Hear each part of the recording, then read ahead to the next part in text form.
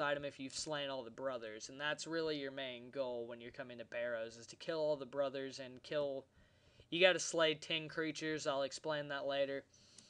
None of this is really too hard. But since Darok's already a tunnel, you can just use all of your prayer on Carols and Arim, however you want to pronounce it. His curses, his weakening things can hit through your prayers, so don't really worry about that. Most of the time they'll splash, but sometimes they'll hit through like that.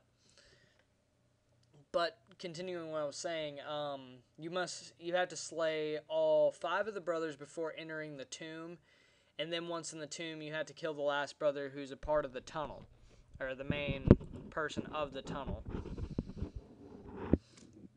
Really, you'll get just as much like actual lower loots as normal if you didn't kill all the brothers, but really you want to try to go for that Barrows item because they all sell for a good bit of money, and that's a really nice bit of money you'd like to have, or at least I'd like to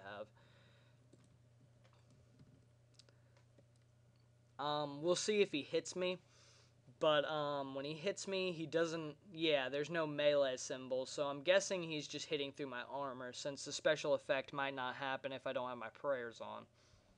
Which I probably should, just in case, because I might just be wrong. Alright. Now that we've killed 3.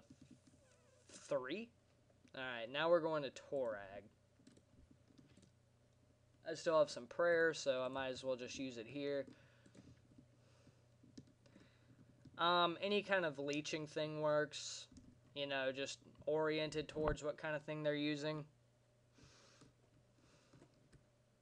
I don't use them because I like to save my prayer.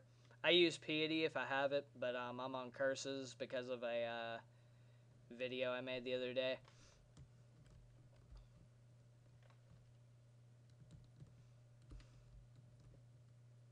He's usually a pretty easy brother to kill, but he won't do much damage, but he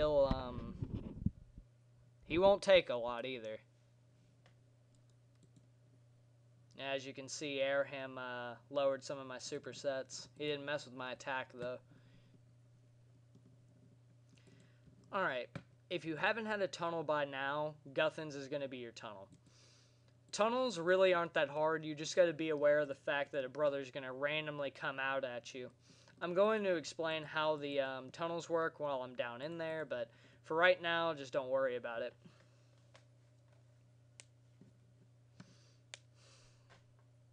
Honestly, we might be able to see the animation. Just maybe.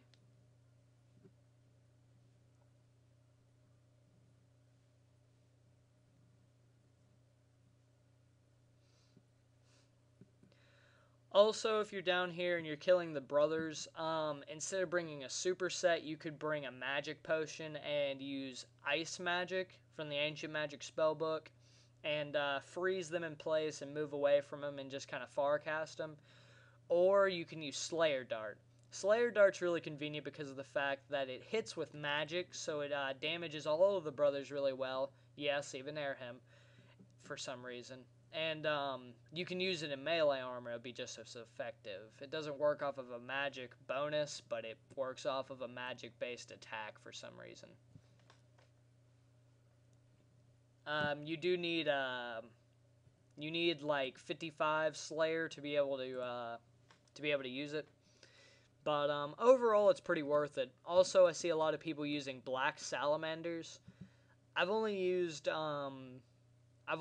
black salamanders once, and like that actually. But they're pretty good. I think they hit with magic damage. I think this guy's gonna be using a salamander too. No, he's reading. Lame. All right, now that now that you've killed 5 of the brothers, you're gonna have to come back to the one that's the tunnel. Honestly, Darok is the worst tunnel, just because he'll come out and hit you pretty hard. You can't take benefits from the fact that you've have prayer points before you came into the tunnel. But that's why we have prayer potions. Usually 2 sips will do it. Okay, the way this works is I got a really lucky one, but for the most part, you're going to have to look around for the door that leads to the chamber. There's that chest. But what you can do is you can go to any door that's attached to it, like that one. You can't really enter it, but, you know, it's there. You can look over the door, like so, and you can look around and see which doors are examinable. And for instance, like if we were on the other side of the room and we clicked on this door, it'll say open. So we'll have a general idea of where to go. So you go to that door, and once you get there, you're going to have to solve a puzzle. The puzzles are fairly simple. If you have problems with them, you might not want to be doing Barrows. But they're pretty simple. Really, the only problem I have with the puzzles is the fact that you keep getting attacked by monsters. Oh, also, creatures slain. Creatures slain should be around 10. It can be more, it can be less. No, it can't be less, actually. Forget that. Regard that statement. It's got to be 10. But it can be more. Really, you just got to make sure you kill all 6 of the brothers and get 10 creatures slain. What I like to do is I like to kill the creatures before I actually go for the door. They also drop charms if y'all need charms for summoning. Dang. See, they'll attack you right before you can get the puzzle. Alright.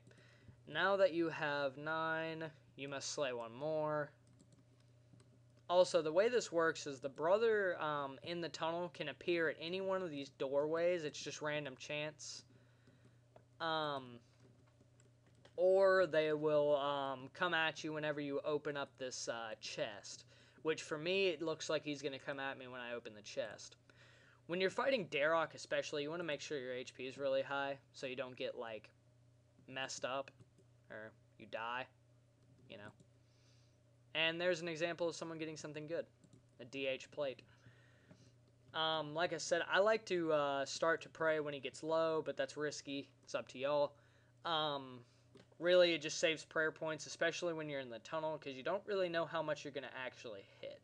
Because when you first start off on Darok, you're going to be, like, fully supersetted, and you aren't going to have to worry about it. But down here, there's no rules that apply. Also, you got to make sure you kill the 6th brother before you loot the chest. It won't count. It'll just give you the loot that you would have got if you hadn't slain the brother. So make sure you take the time to slay the brother. They aren't really that hard to kill, so I wouldn't worry about it. Really, I recommend this to anyone who's around level... anyway, drop any kind of vials. Make sure you have extra room. Alright, and after you killed all 6 of the brothers and you have 11, I guess you could say, 10 creatures slain, go ahead and loot. Sometimes you'll get really good drops, sometimes you won't. But overall, you make a good bit of money.